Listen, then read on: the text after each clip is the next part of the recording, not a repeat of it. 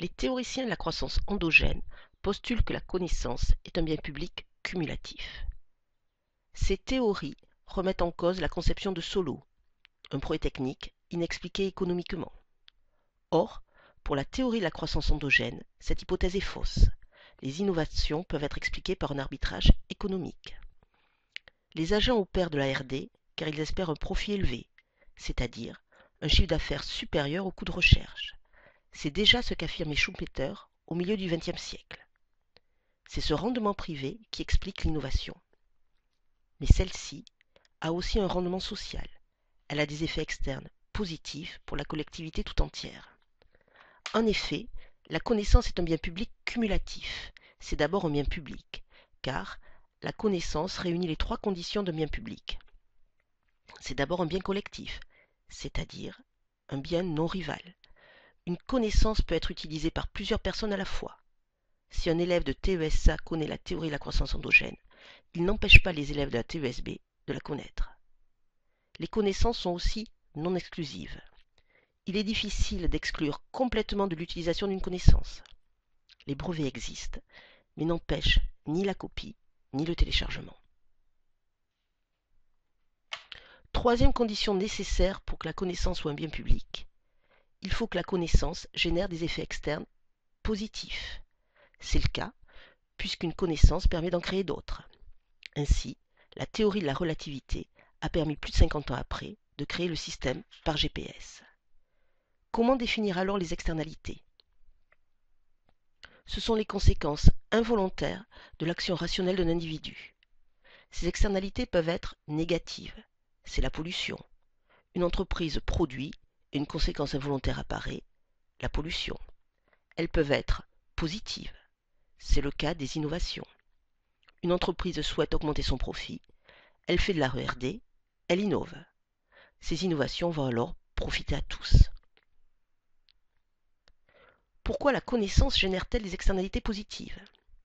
D'abord, par le biais de la recherche-développement.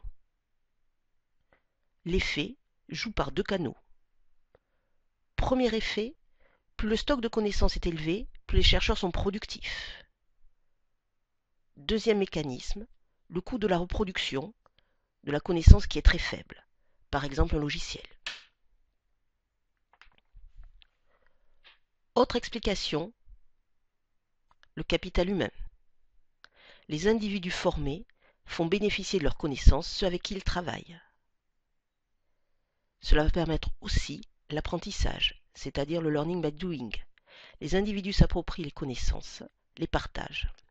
Plus ils sont nombreux, plus la diffusion de la connaissance augmente l'efficacité. La connaissance est donc un bien public cumulatif. Un processus auto-entretenu d'accumulation de la connaissance apparaît. La croissance permet d'innover, le stock de connaissances augmente, de nouvelles innovations apparaissent, ce qui assure de la croissance. Le dilemme de la connaissance apparaît alors. En effet, comme la connaissance produit d'autres connaissances, il faut que son prix soit nul. Mais dans ce cas, comme le rendement privé est nul, personne ne veut innover.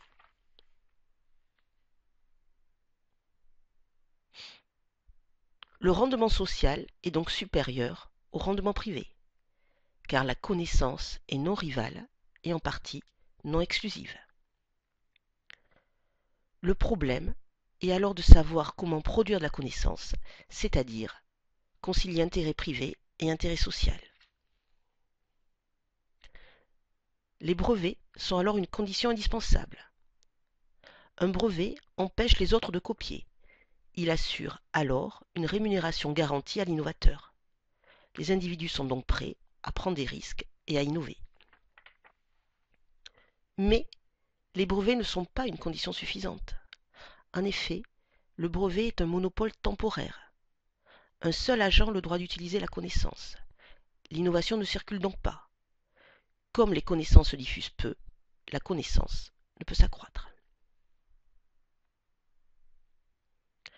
Les institutions ont alors un rôle essentiel à jouer. elles doivent à la fois inciter les innovateurs à prendre des risques, par exemple, verser des subventions pour financer la R&D. Cela diminue le coût de recherche et donc augmente le rendement privé. Mais pour augmenter le rendement social, elles doivent faciliter la diffusion de l'information.